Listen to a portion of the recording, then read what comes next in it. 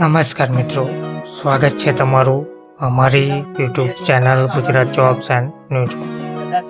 હવે મિત્રો, દિવાળી પહેલા EPFO દ્વારા એક મોટી ભેટ આપવામાં આવી રહી છે.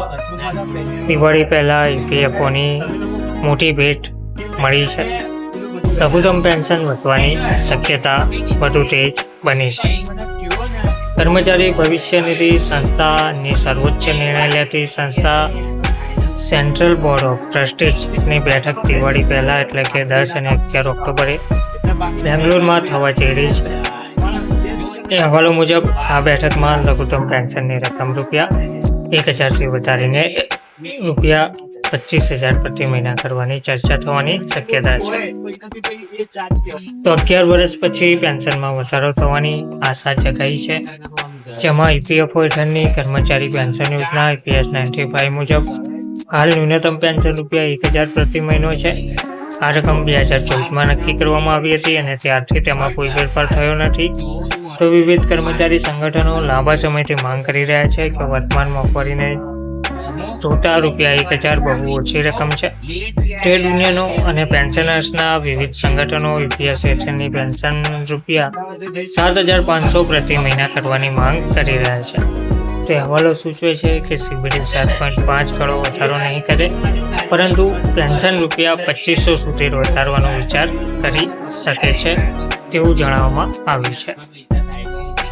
તો EPFO પેન્શન કેવી રીતે નક્કી થાય છે? તો EPS હેઠળ પેન્શનની ગણતરી નીચેના સૂત્રથી થાય છે. પેન્શન બરાબર પેન્શન લાયક પગાર ગુણ્યા પેન્શન લાયક સેવા ભાગ્યા 70. અહીં પેન્શન લાયક પગાર એટલે છેલ્લા 60 મહિનાના સરેરાશ બેઝિક પગાર પ્લસ DA, જેમાં મહત્તમ મર્યાદા ₹15,000 છે. પેન્શન લાયક સેવા એટલે કુલ નોકરીના વર્ષો. જો તે 6 મહિના કે તેથી વધુ હોય તો તેને પૂર્ણ વર્ષ ગણવામાં આવે છે અને પેન્શન મેળવવા માટે ઓછામાં ઓછા 10 વર્ષની સેવા ફરજિયાત છે.